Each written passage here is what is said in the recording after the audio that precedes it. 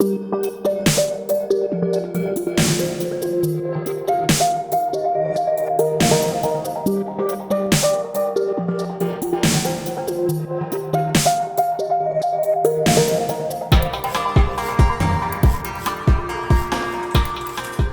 posible que los procesadores de texto sean la herramienta informática más empleada en un entorno laboral.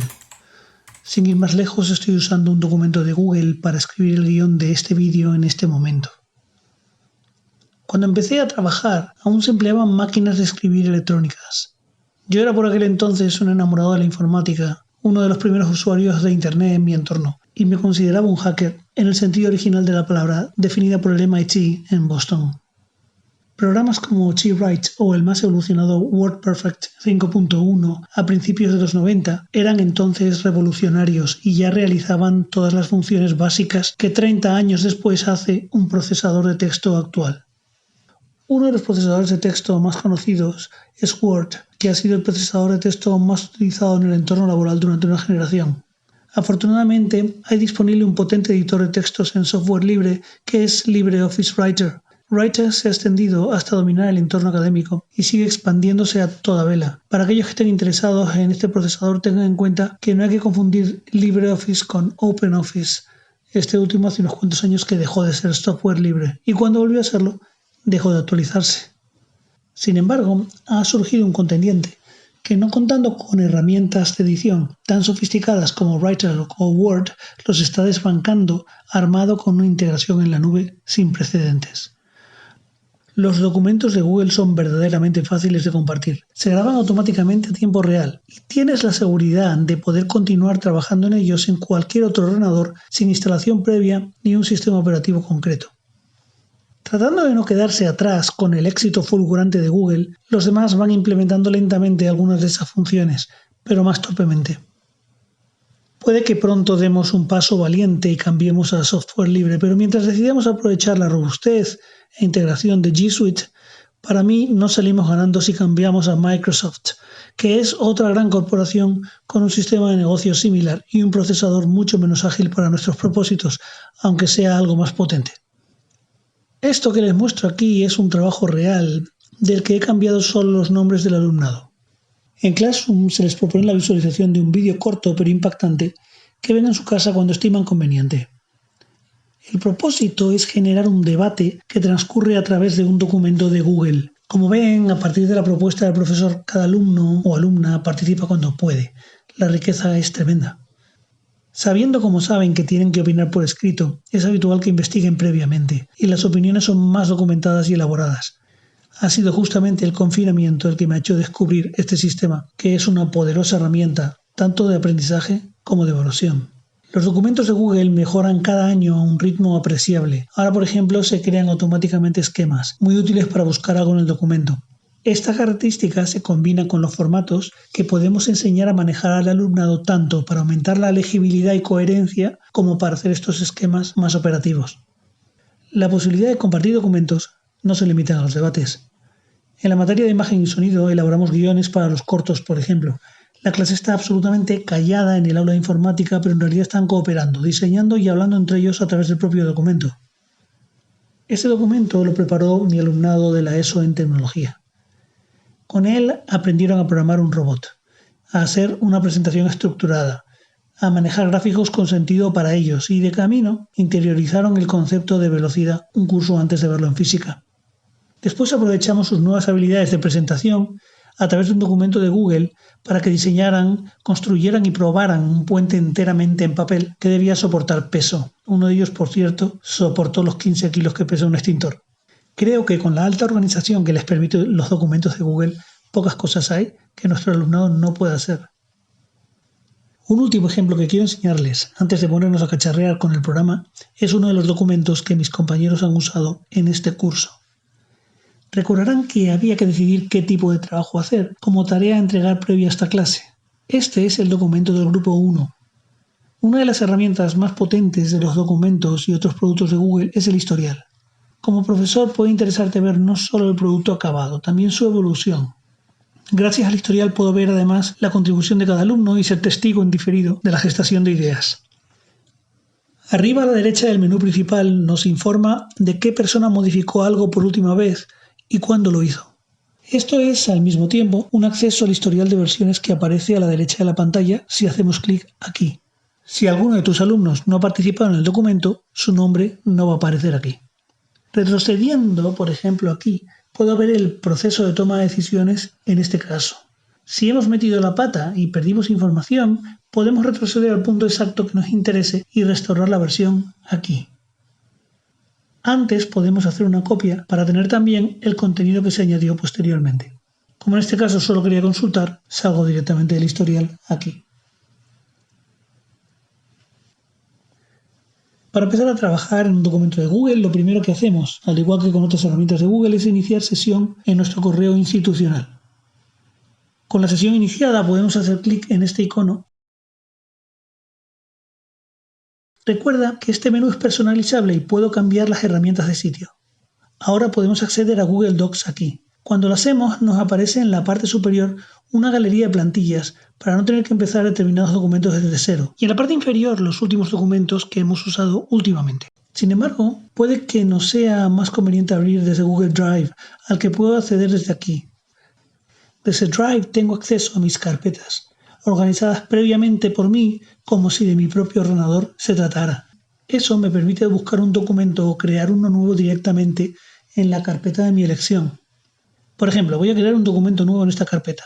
Hago clic y me abre un documento nuevo sobre el que podría empezar a trabajar. Empiezo dándole un título en el documento. No tengo que hacer nada para guardarlo. El documento está en la carpeta desde que me posicioné previamente en Drive y además los cambios se graban automáticamente. Aquí podemos ya redactar nuestro texto y darle el formato que queramos. Voy a pegar aquí un texto en bruto. Como es habitual en el menú principal tenemos acceso a todos los comandos disponibles del programa, pero resulta más práctico acceder a los más habituales a través de la barra de herramientas, que tiene botones con unos iconos orientativos. Si ponemos el cursor del ratón un instante en un icono de la barra de herramientas, nos informará de su función y del atajo de teclado asociado cuando lo tiene. Los atajos de teclado son mucho más rápidos, pero hay que memorizarlos, así que considera hacer ese esfuerzo de memorización cuando tengas que usar muchas veces esa función. Al fin y al cabo, con el ratón hay que apuntar bien antes de hacer clic, lo que añade un segundo o dos respecto a lo que se tarda con un atajo de teclado. Si no has utilizado atajos de teclado antes, considera como ventaja adicional que muchos son universales y se aplican a varios programas, como por ejemplo Control+C para copiar y Control+V para pegar. Es un atajo de teclado universal de Windows. A veces los atajos de teclado ahorran mucho tiempo. Por ejemplo, puedo seleccionar un texto haciendo clic al inicio, arrastrando el ratón, es decir, moviéndolo mientras mantengo pulsado el botón, y soltando el botón al final. Y si el texto es largo, podemos ahorrar tiempo si ponemos el cursor al principio, nos desplazamos al final, arrastrando este deslizador de navegación, y mientras mantenemos la tecla de mayúsculas pulsada, hacemos clic al final. Y será definitivamente más rápido con el atajo de teclado universal para seleccionar todo, que es mantener pulsada la tecla Control y teclear A. Ustedes tendrán que decidir si les compensa memorizar Control+A, pero si es habitual que seleccionen todos los archivos de una lista, por ejemplo para hacer copias, este atajo de teclado les puede ahorrar mucho tiempo. La primera sección de nuestra barra de herramientas nos permite deshacer o rehacer, imprimir, aplicar el corrector ortográfico, copiar el formato de una selección a otra o ajustar el zoom de visualización del documento. Le siguen botones de formato, donde podemos aplicar o definir estilos, como veremos en detalle en un momento. Cambiar el tipo de letra, su tamaño, hacerla negrita, cursiva, subrayada, cambiarle el color o resaltarla. Aquí podemos añadir un enlace, por ejemplo a otro documento que ya hemos creado para ampliar la información o a una referencia. También podemos insertar un comentario en este botón, que puede ser práctico cuando estamos trabajando en grupo. Veremos enseguida los comentarios en detalle. Este botón permite añadir una imagen y también lo veremos más adelante. En esta sección podremos justificar el texto a la izquierda, centrado, a la derecha y a ambos lados. Este es el interlineado.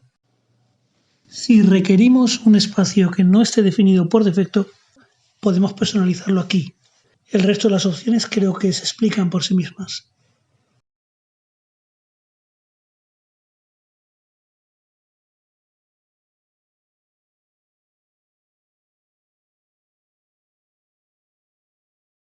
Podemos hacer listas numeradas o no numeradas.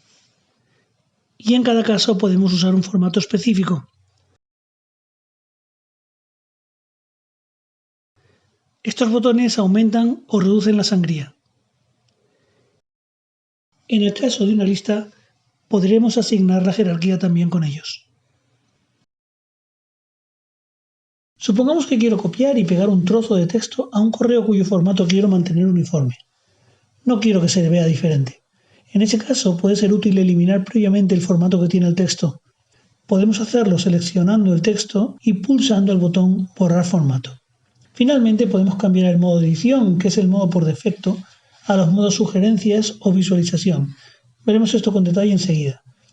Algunos botones de la barra de herramientas pueden estar ocultos cuando la resolución de tu monitor sea baja o tu zoom sea alto. Me explico. Si mantengo pulsada la tecla control y muevo la rueda del ratón, puedo ver todo más grande cuando el zoom sea más elevado o hacer que se vean más elementos cuando el zoom sea más bajo.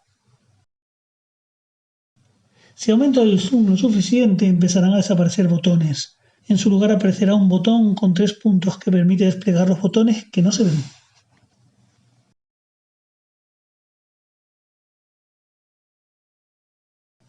En los procesadores de texto es muy interesante asignar un estilo propio a los títulos y subtítulos. Google crea así un esquema del documento, una especie de índice que hace más accesible cada sección. Además, podemos hacer un cambio de formato en cualquier momento y que éste se aplique a todos los títulos de la misma jerarquía. Esta es la sección de estilos. Es posible que este estilo esté pensado para el título principal y este para los de sección.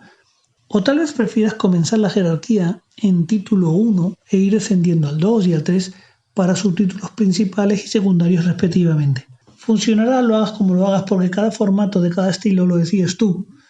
Yo voy a ponerme en esta línea para llamar título 1 al principal. En estas para llamar título 2 a los títulos de sección.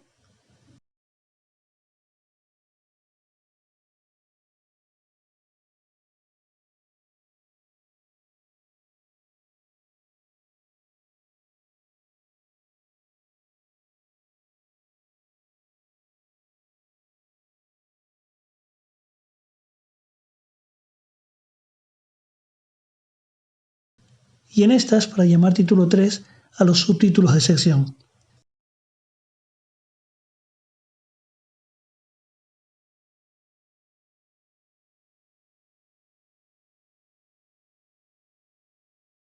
Supongamos que ahora quisiera cambiar el formato de los títulos de sección. Voy a ponerlos en azul, negrita, añadir un espacio antes del título y una vez satisfecho le digo aquí que lo cambie en todo el documento.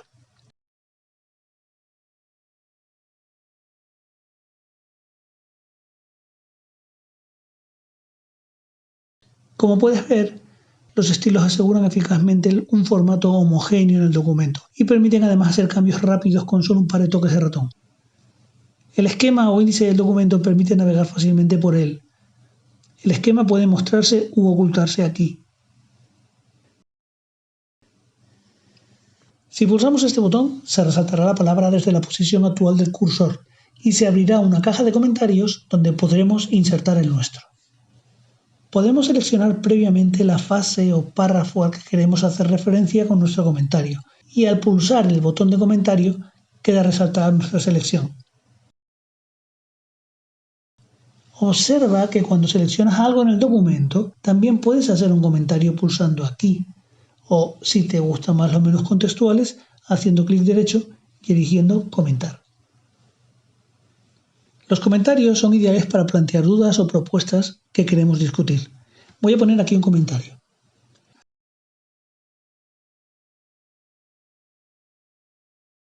Otros podrán añadir nuevos comentarios, como si fuera un chat.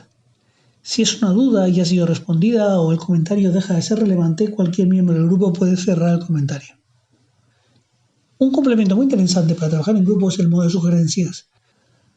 Aunque estemos convencidos de que nuestro equipo va a aceptar un cambio que propongamos, aún así no nos gustaría probablemente sustituir sin más lo que otros han hecho en el documento. Podemos evitar esa sustitución directa, sin permiso, con un comentario, pero esto requiere que una vez aceptado, alguien tenga que reescribir manualmente el texto sugerido. En estos casos es más ágil usar el modo de sugerencias. Aquí podemos elegir el modo sugerencias. Una vez seleccionado, todos los cambios que hagamos respetarán lo que había anteriormente, al tiempo que podremos ver lo que proponemos.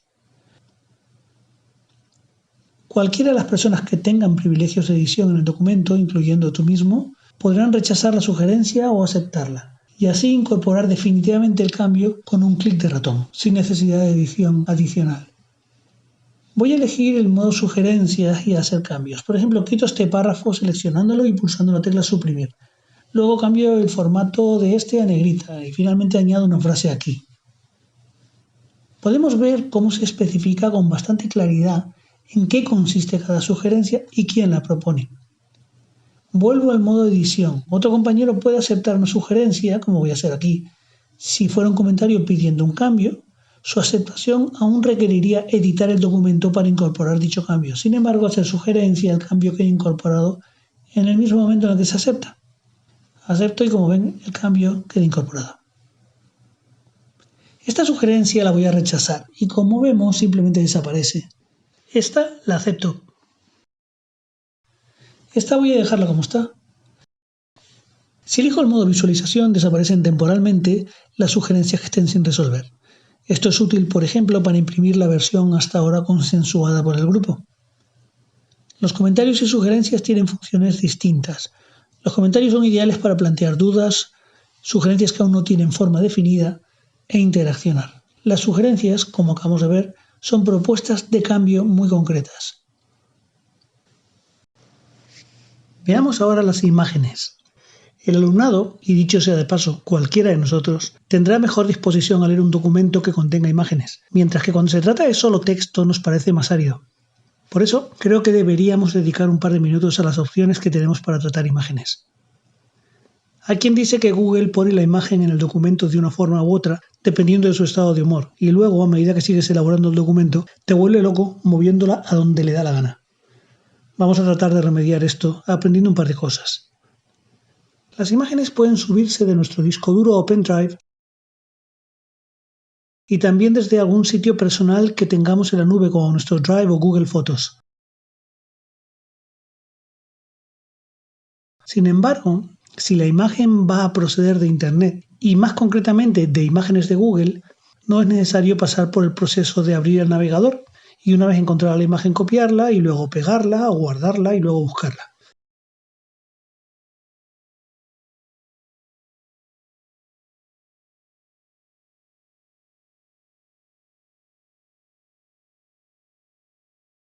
Podemos ahorrarnos todo eso con la opción Buscar en la web. Se nos abre una ventana del buscador de imágenes de Google. Buscamos como lo haríamos normalmente en Google. Seleccionamos una imagen y pulsamos el botón Insertar. Una vez insertada, podemos hacer clic sobre ella y aparecerán los llamados manejadores, una traducción literal del inglés que indica esos cuadrados que permiten cambiar el tamaño al arrastrarlos. Usen siempre los de las esquinas si no quieren deformar la foto. También tenemos el manejador de rotación que podemos arrastrar para rotar la imagen a nuestro gusto. Voy a insertar una imagen. Fíjense en la posición del cursor en el momento previo a la inserción. En este caso está entre dos palabras. Por defecto, la imagen se va a intercalar justamente en la posición del cursor.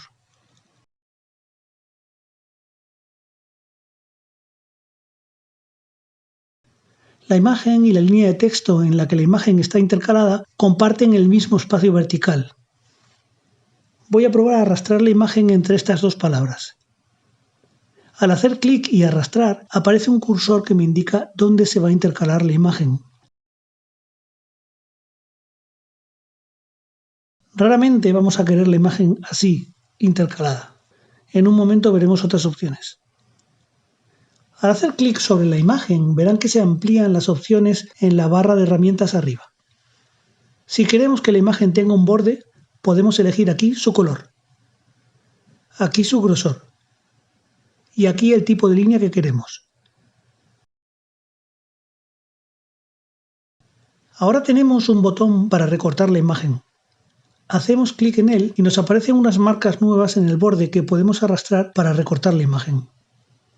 tengan cuidado de situarse inicialmente sobre el manejador de recorte y no sobre el de cambio de tamaño, que están muy próximos y producen efectos distintos. Si me aproximo desde fuera y arrastro, actúo sobre el manejador de tamaño, como pueden ver. Voy a darle aquí a deshacer la última acción para dejarlo como estaba y ahora voy a repetir la acción aproximándome desde dentro de la imagen. En este caso coge el manejador de recorte y cuando hago clic fuera vemos que efectivamente ha recortado la imagen. Un atajo para llegar a los manejadores de recorte es hacer simplemente doble clic sobre la imagen.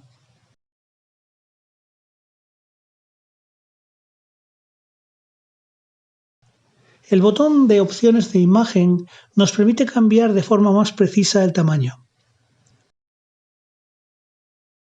y la rotación. Aquí tenemos la posibilidad de que el texto se integre de otras formas respecto a la imagen. Ya conocemos la opción por defecto llamada intercalar o integrar con el texto, pero puede ser más interesante hacer que el texto fluya alrededor de la imagen con la opción ajustar texto. Además, una imagen ajustada se mueve con más libertad.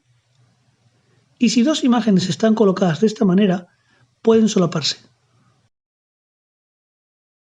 También puedo reservar exclusivamente para la imagen todo el espacio vertical que ella ocupe con la opción dividir el texto.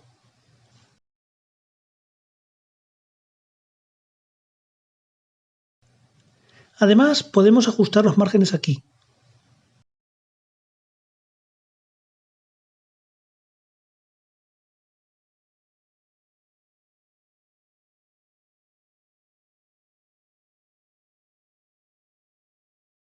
De forma predeterminada, la imagen se mueve con el texto.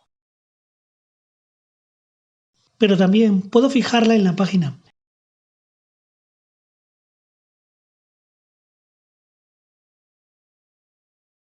En un punto que puedo situar paramétricamente. O bien mediante estos cómodos diseños rápidos.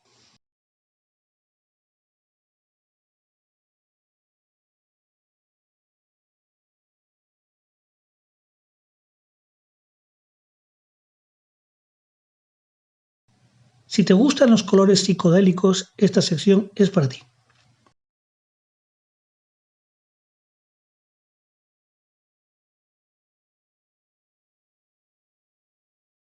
Mientras que aquí podrás hacer la imagen semitransparente.